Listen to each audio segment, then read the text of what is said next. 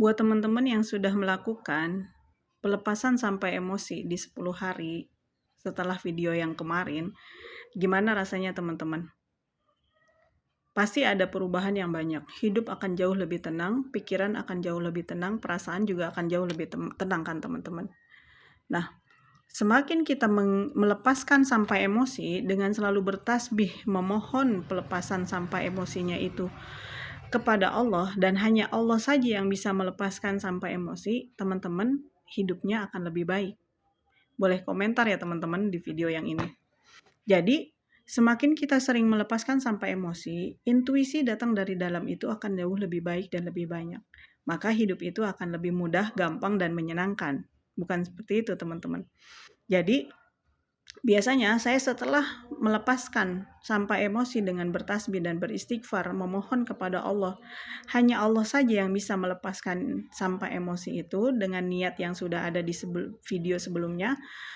Selanjutnya saya memotivasi diri saya dengan mengafirmasi, ya Allah, saya mengizinkan untuk diri saya, pasangan saya, anak-anak saya selalu dalam bimbingan-Mu, selalu dalam tuntunan-Mu, selalu dalam cinta dan kasih sayang-Mu.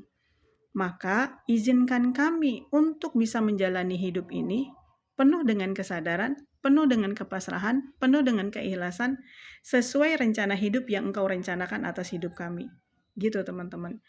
Termasuk untuk mendatangkan uang dengan caranya Allah saja, bukan dengan mau-mau saya. Gitu. Dan biasanya saya selalu memintanya begini, ya Allah, terima kasih Engkau sudah mendatangkan uang apapun. Saya biasanya nyebutnya sandang pangan papan kita dengan caramu. Dengan caranya Allah itu bisa datang lewat kita sebagai orang tua, atau lewat anak kita sendiri teman-teman, atau lewat orang tua dan mertua kita sendiri atas kebutuhan mereka. Bukan kita lagi yang menanggung kebutuhan mereka ya. Jadi membiarkan Allah yang mengatur dan mendatangkan rizki untuk mereka itu dengan caranya Allah gitu. Dan biasanya saya melihat ada pola. Saya melihat pola di rumah saya untuk anak-anak saya tuh dari kecil. Kalau libur waktu itu tuh saya suka beliin manik-manik teman-teman sama kenur karet. Akhirnya mereka berkreasi. Setelah mereka berkreasi bikin gelang dari manik-manik pakai kenur karet, bikin kalung gitu. Nah itu saya tanpa saya harus memberi pengetahuan kepada mereka bahwa itu bisa dijual, mereka itu bawa ke sekolah, mereka bawa ke tempat pengajian, ternyata laku dijual teman-teman. Nah itu kan ada pola yang kita tidak bisa melihat gitu. Padahal di situ